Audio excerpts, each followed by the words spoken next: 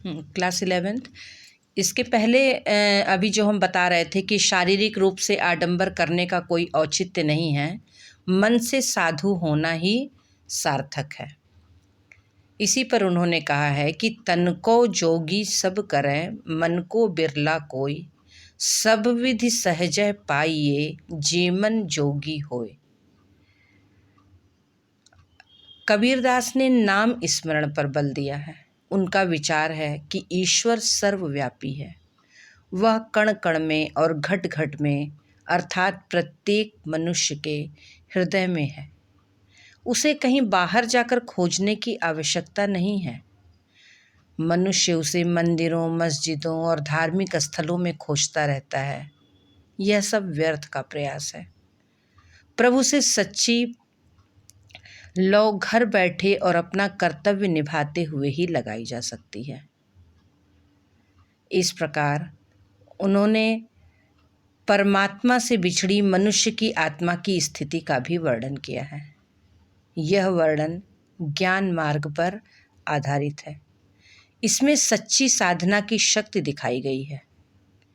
वास्तव में वे अपने समय के धार्मिक समाज के व्यवहार से अत्यंत पीड़ित थे। उन्हें इस बात पर विस्मय हुआ कि उनके समय में लोग धर्म के नाम पर बैर, वैमनस्य, पाखंड, छुआछूत, वर्ग भेद और ऊंच नीच जैसी प्रवृत्तियों को अपनाए हुए थे।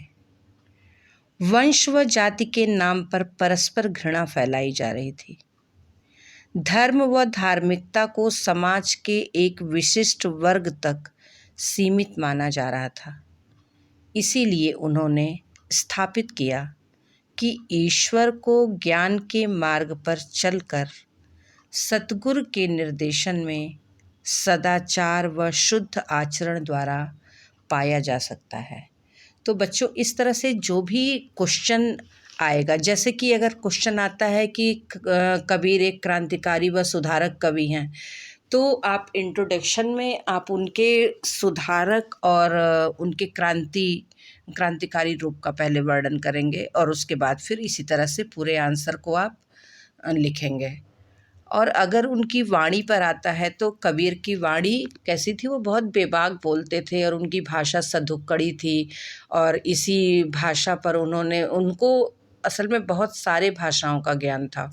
वो पढ़े लिखे नहीं थे, लेकिन वो समाज में सब कुछ देखते हुए व्यावहारिक ज्ञान पर उनका सभी ज्ञान टिका हुआ था। इसीलिए वो जहाँ पे जैसा देखते थे, उनके मुंह से जो भी निकलता था, वो ये नहीं देखते थे वो किस भाषा का है।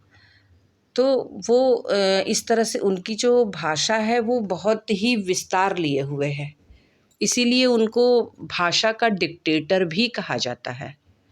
उस पर बहुत ज़्यादा रिसर्च हो चुका है कि किस किस भाषा को वो ज्ञाता थे, लेकिन इसको कोई अभी भी बांध नहीं सका है कि वो किस भाषा में उन्होंने अपने उपदेश दिए सारे। तो इसलिए उनकी भाषा को पंचमेल खिचड़ी और सधुक्कड़ी भाषा बोला जाता है। तो ये जितना ये आंसर हम अभी आपको डिक्टेट किए हैं, इसको आप ध्यान से सुनकर और ये पूरा लिख लीजिएगा कॉपी में। कॉपी में लिखा रहने से ये आपका क्वेश्चन ये पूरा तैयार हो जाएगा। इसके अलावा भी आपके मन में भी जो विचार उठ रहे हैं कबीर की भाषा पर, कबीर के क्रांतिकारी सुधारक होने पर, वो आप इसमें ऐड कर सकते हैं। बस ये एक आपको मार्गदर्शन दिया गया है कि इस तरह से क्वेश्चन का आंसर लिखा जाएगा।